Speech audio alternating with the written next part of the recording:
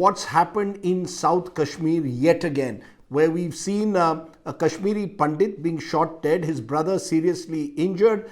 And this follows a series of such targeted killings. There have been more than 25 such targeted killings since the start of the year, including only last week where a Bihari labourer was shot dead by suspected militants. What's happening in Kashmir clearly is that the Kashmiri Pandits in particular see themselves as vulnerable targets yet again. Several of them, government employees in particular, have been on dharna for more than 3 months now, demanding that they be allowed to leave the valley and go back to Jammu or safer parts where they feel safer.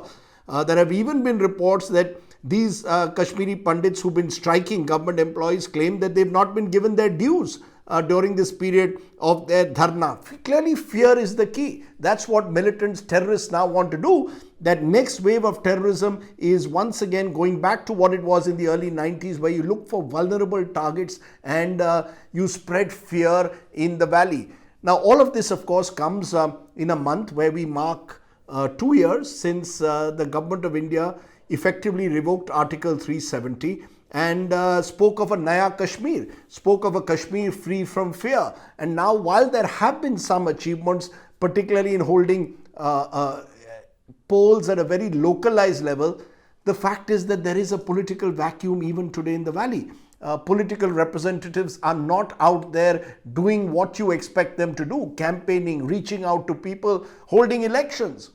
Is effectively, while the Lieutenant Governor is in charge and Delhi monitors Kashmir closely, eventually you're going to have to somehow or the other remove this political vacuum that exists there. And in this vacuum, if Kashmiri Pandits are restive and feel targeted and fearful, it then puts into question what really have we achieved after the revocation of Article 370, because one of the hopes was that not only would we bring a measure of peace in the valley, but it was the hope that Kashmiri Pandits would also feel an element of confidence in the state. That hasn't happened. We cannot allow the terrorists to win. They have to be eliminated, no doubt about that. But while that is happening, how are you going to restore confidence in the Kashmiri people, particularly the Pandits at the moment?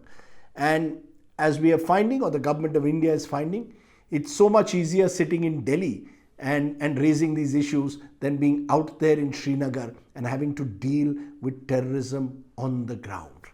So the government of India perhaps needs to relook at what can they do to give the Kashmiri Pandits a sense that they are safe and protected. For more informative videos like this, keep watching India Today Newsmo.